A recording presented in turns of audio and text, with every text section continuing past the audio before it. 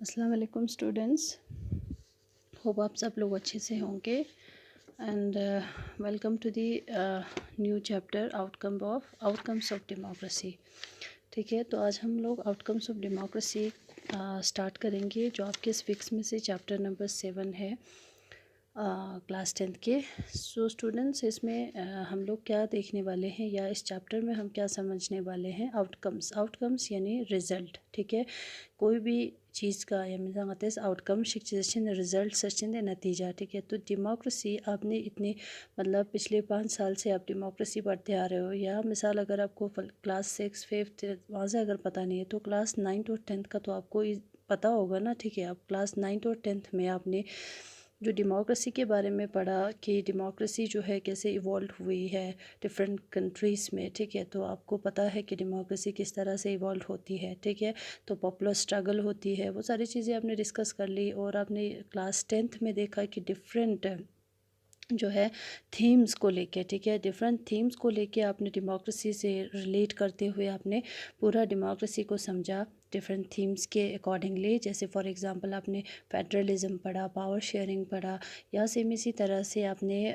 जैसे gender division and caste, religion, इस सारी चीज़ें आपने डिस्कस कर ली अभी तक। तो और इसके साथ साथ पॉलिटिकल पार्टी जो मोस्ट इम्पॉर्टेंटली आपने देखा।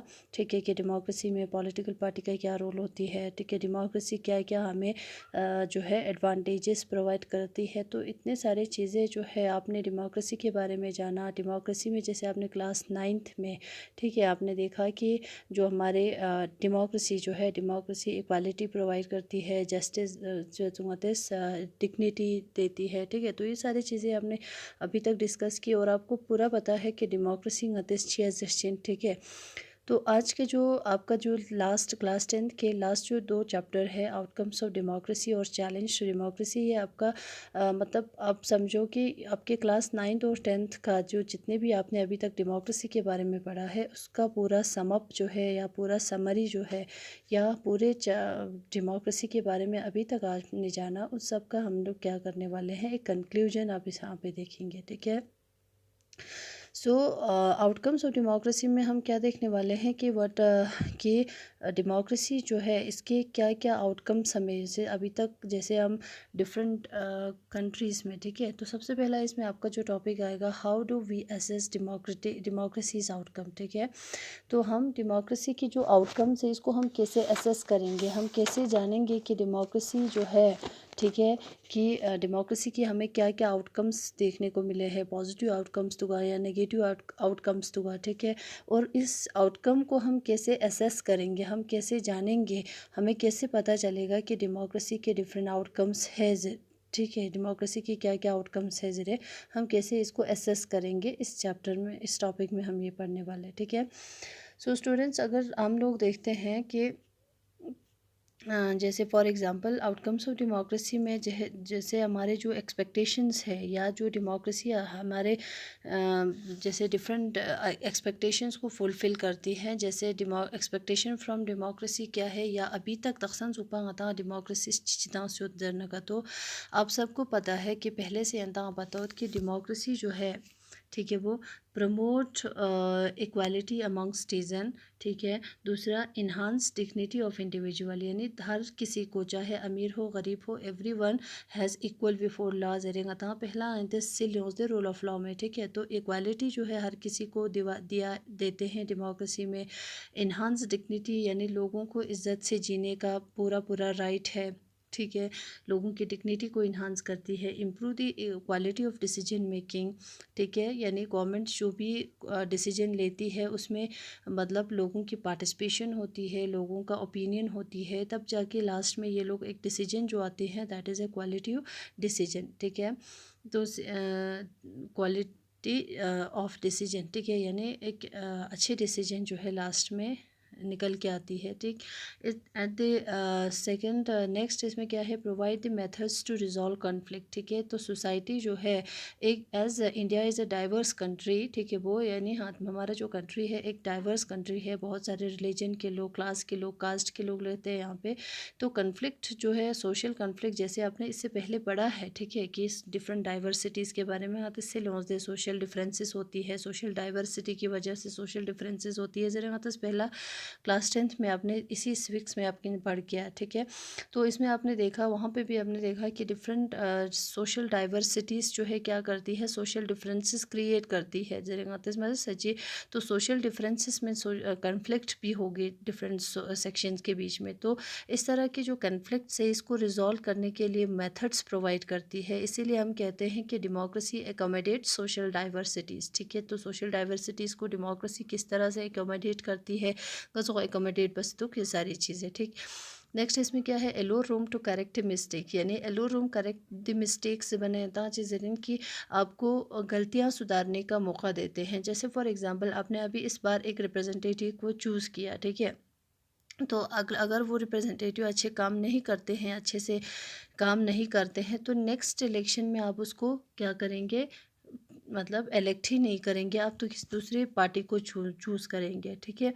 तो इस तरह से जो है डेमोक्रेसी हमें हमारे बहुत सारे एक्सपेक्टेशंस को पूरा करते हैं, या हम डेमोक्रेसी से बहुत कुछ एक्सपेक्ट भी करते हैं, ठीक है। और ये सारी चीज़ें प्रोवाइड बाय सुस्तामत डेमोक्रेसीज। तो अब हम समझते हैं कि ये जो एक्सपेक्टेशन है, ठीक है, डेमोक्रेसी से हम जो एक्सपेक्ट कर रखते हैं, क्या हमारे ये जो एक्सपेक्टेशंस है क्या ये मतलब फुलफ़िल करते हैं, ठीक है।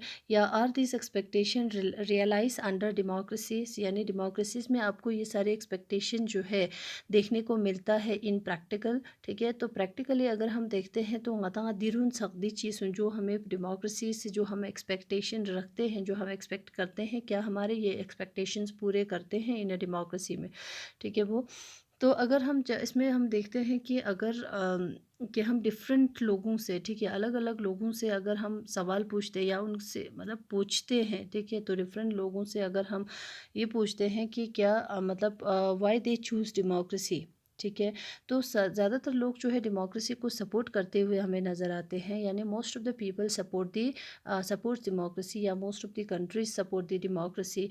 तो च डेमोक्रेसी सपोर्ट बेंदुक ज़बाना कि most of the people realise that, ठीक है, कि democracy is a better form of government, ठीक है, as compare to the other alternative governments like monarchy है, डिक्टेटरशिप है।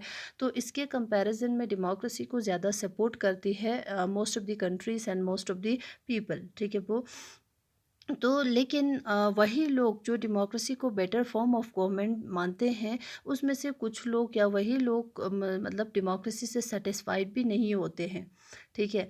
तो डेमोक्रेसी से क्यों सेटिस्फाइड नहीं होते, क्योंकि मतलब वो ऐसा सोचते हैं कि democracy is seen to be good, ठीक है, in principle, but fail to be not so good in practice, ठीक है, इन इट्स प्रैक्टिस। यानी डेमोक्रेसी में जो हम एक्सपेक्टेशन रखते हैं डेमोक्रेसी से, मतलब कुछ लोग ऐसा सोचते हैं कि डेमोक्रेसी जो है हमारे एक्सपेक्टेशंस को फुलफ़िल नहीं करते इन प्रिंसिपल, यानी उसकी जो उसूल है, उनके जो प्रिंसिपल है, उसमें मतलब वो उसको देखने से हमें लगता है कि डेमोक्रेसी जो है एक बहुत ही अच्छा गवर्नमेंट है।